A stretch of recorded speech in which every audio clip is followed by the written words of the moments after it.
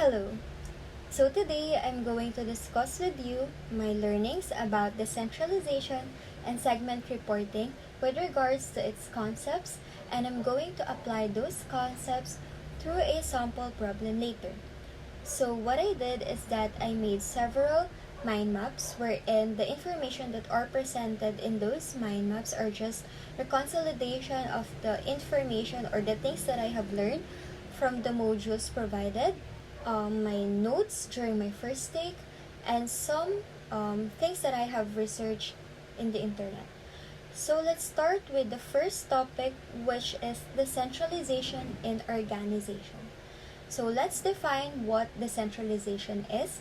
So according to Wikipedia, decentralization is the process by which the activities of an organization, particularly those regarding planning and decision making, are distributed or delegated away from a central authoritative location or group.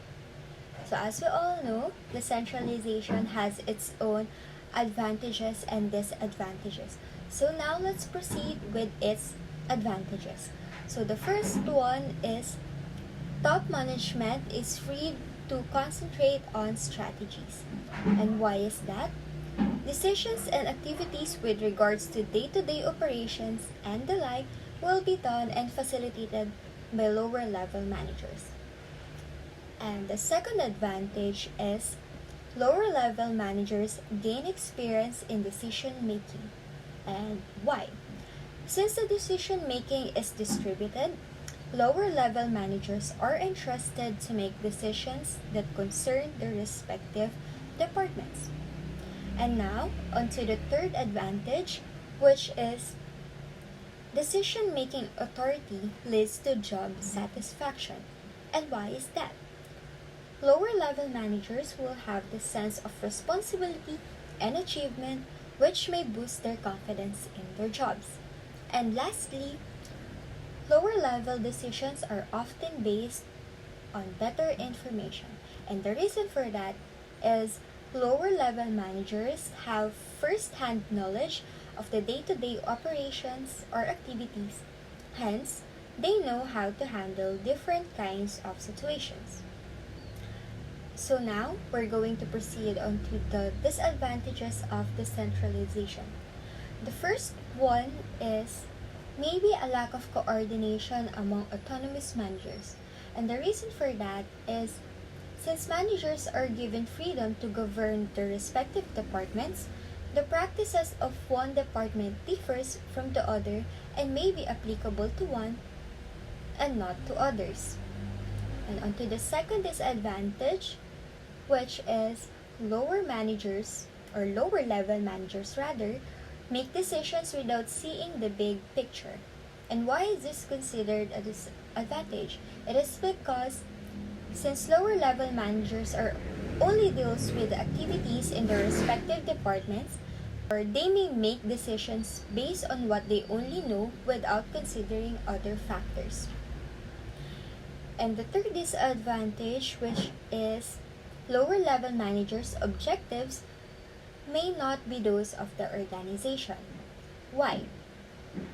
The decision made may be favorable only to the respective centers or department and not really in line with the organization.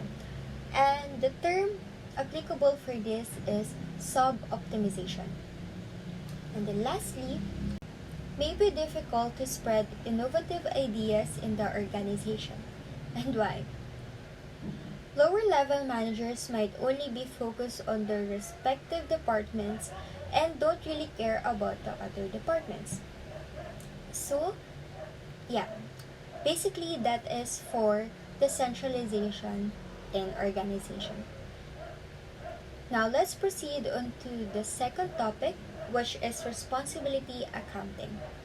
So what is responsibility accounting? According to accountingtools.com, it links lower level managers' decision-making authority, which includes internal accounting and budgeting responsibility center within a company, with accountability for the outcomes of those decisions.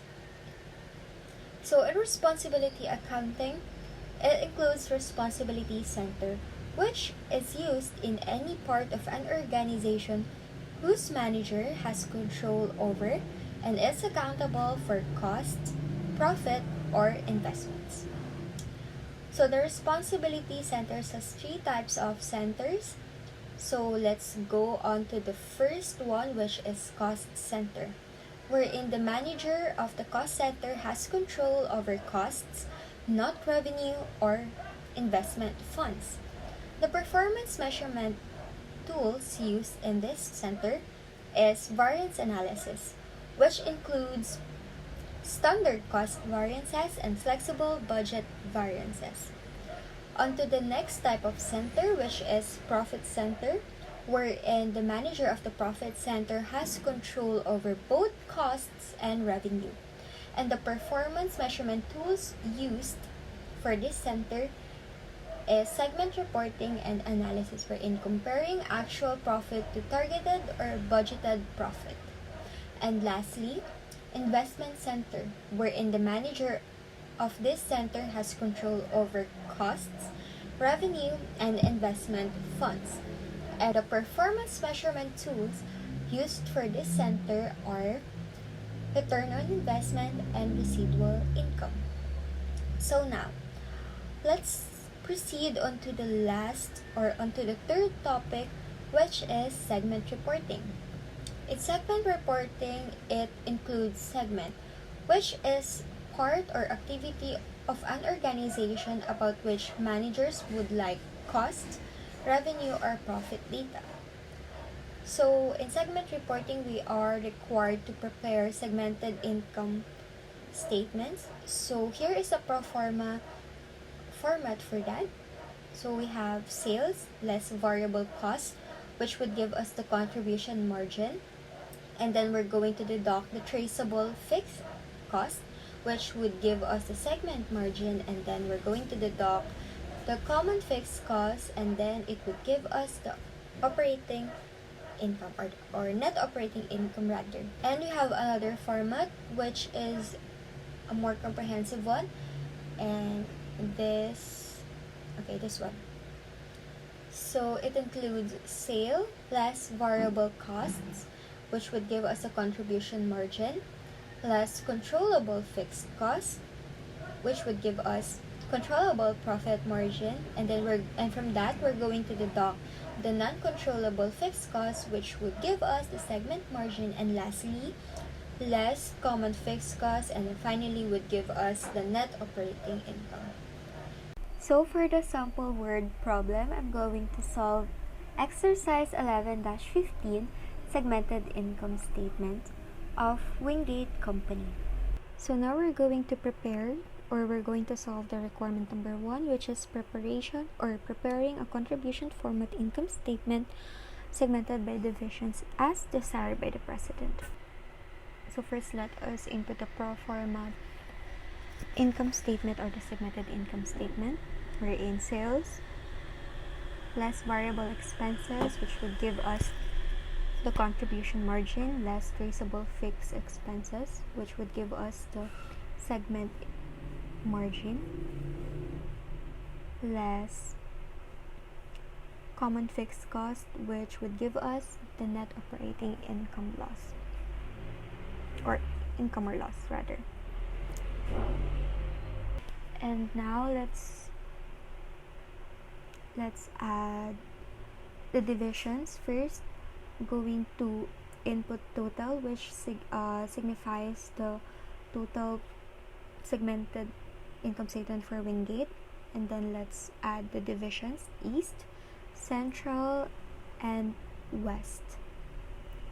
Okay, for the sales, as given in the problem, East has 250,000 sales, Central is 400,000, West is 350, and that would give us to 1 million, which is also the same as provided in the monthly contribution format income statement. And now for the variable expenses, we're just going to multiply the sales of each division by the percentage of variable expenses as given in the problem. So for East, that is 52 multiplied by 250 and so on. 30% multiplied by 400, and west, there you go. Okay, and then we're just simply going to get the sum of all of those, and then we're going to have the contribution margin for Wingate and for the three divisions, which is for Wingate, the contribution margin is 610,000, East has 120,000, Central has 280,000, and West Division has 210,000. And now let's proceed to the traceable fixed expenses, wherein East has 160,000, Central has 200,000, and for West has 175,000, and that would give us a total of 535, which represents the total traceable fixed expenses for Wingate Company. So if we're going to get the sum of all of those numbers, we're going to have segment margin, wherein the segment margin for East Division is negative 40,000, for Central it is 80,000, and for West it is 35,000, and for the Wingate Company as a whole, its segment it would give us a total of 75,000.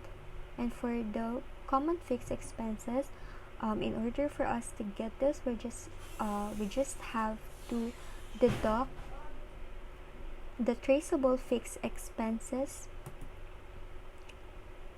from the total fixed expenses. So 625,000 less 535,000 would give us a common fixed expenses of 90,000, and then if we're just going to deduct it, we're going to get 15,000 loss, operating loss for Wingate Company. On to the second requirement, which is, as a result of a marketing study, the president believes that the sales in the West Division could be increased by 20% if monthly advertising in that division were increased by 15,000. Would you recommend the increase in advertising? Show your computations to support your answer. Okay. So in here, let us just copy the pro forma income statement segmented by divisions from the requirement number 1. Okay, there you go. So for East and Central, the sales is just the same, so 250 and 400,000, and for West, we're just going to multiply the 350,000 by 1.20 because it is said in the problem that the sales of West Division would increase by 20%.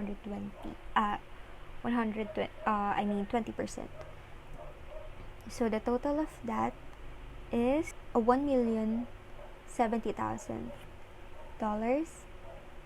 So for the variable expenses, it's just same with East and Central, which is 130,000 for East and 120 for Central. And then for West,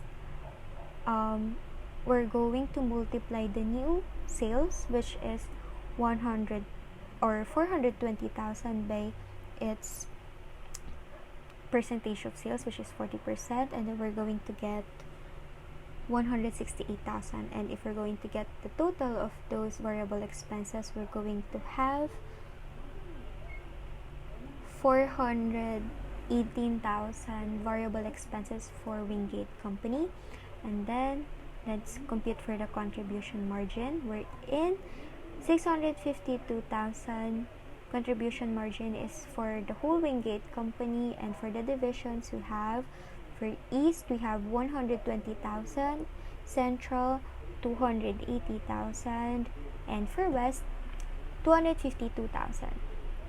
For East and Central, again, it's just the same, 160 and 200,000. But for West, we're going to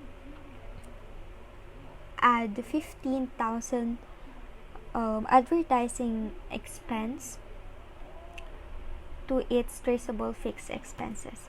So we're going to get 190,000 instead, and the total of the traceable fixed expenses for Wingate Company is 550,000.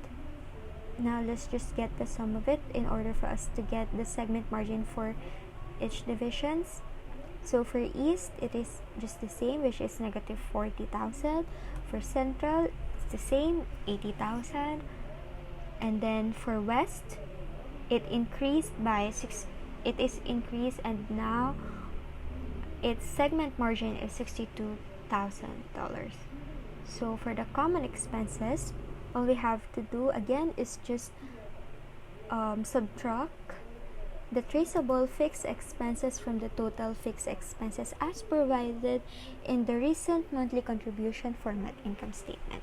So that would give us 75,000, and we're going to have a new net operating income, which is 27,000.